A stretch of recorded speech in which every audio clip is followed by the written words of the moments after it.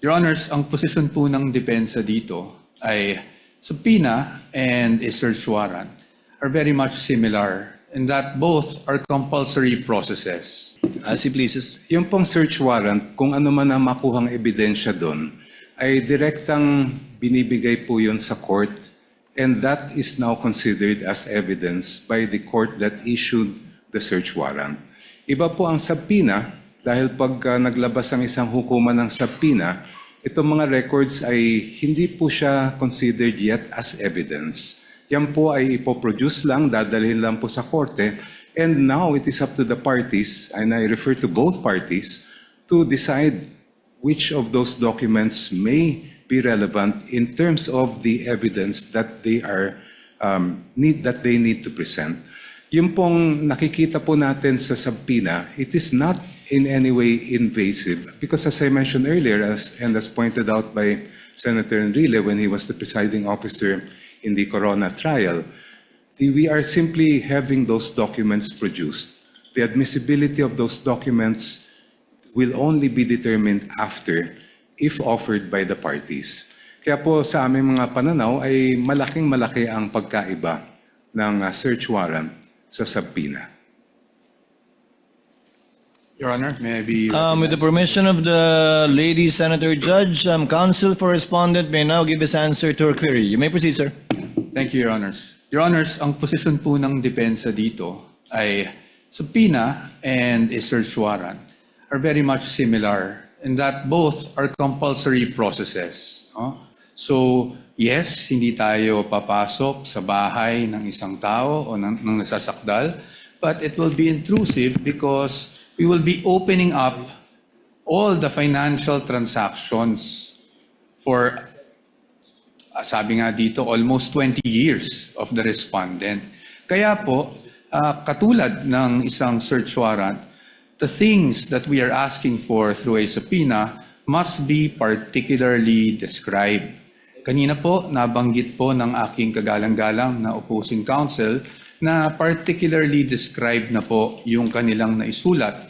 However, the defense does not agree with that proposition because if you look at it, tama naman po, nakasulat po dito ng hinihingi nila ay account opening and maintenance records, KYC documents, information files, signature cards, all account and transaction records, ledgers, journals. Basically, Your Honors, this is everything. Ibig sabihin, ni-specify lang nila ang nilalaman ng lahat ng bank records ng respondent. So in our view, Your Honors, while they took pains to specify each and every document, the truth of the matter is they're asking for everything. Ngayon, pagdating sa subpoena, and even in the case they cited, yung Rocco versus Contreras, no? Nakasulat po doon that for a subpoena to be validly issued, when we talk about particularly describing yung kung ano yung hinihingi, it has to be evidence that is both relevant and material. So ang tanong namin, saan ba dito yung relevant or material? Kasi lahat na po ng records hiningi eh.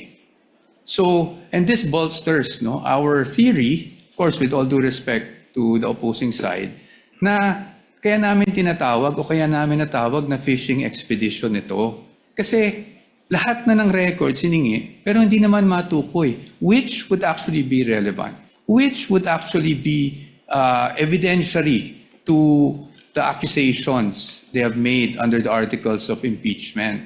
So, pero dito, hinihingi natin 20 years worth of records. And then, paano po yun? Hihimayin natin, maghahanap tayo ngayon kung may relevant o wala. Which brings me back to yung BIR records. Nakaseal po yung box. So I would say, both parties, hindi natin alam kung anong nasa loob nun. Yet, we're hoping na somehow, pag nabuksan yung box na yon, meron po tayong makikitang ebidensya. And that's why, again, with all due respect, we called it a fishing expedition. Kasi hindi naman na-identify kung ano mismo doon yung pwedeng ebidensya laban sa sinasabing unexplained wealth umano ng Vice Presidente. So, with the question, for us, yes, the Stonehill case, Stonehill versus Diokno, directly applies to the current proceedings. Kasi nga po doon, sinasabi talaga na dapat specified yung hiningi, particularly described and relevant. But as of this point, they're asking, Your Honors, for all of these things.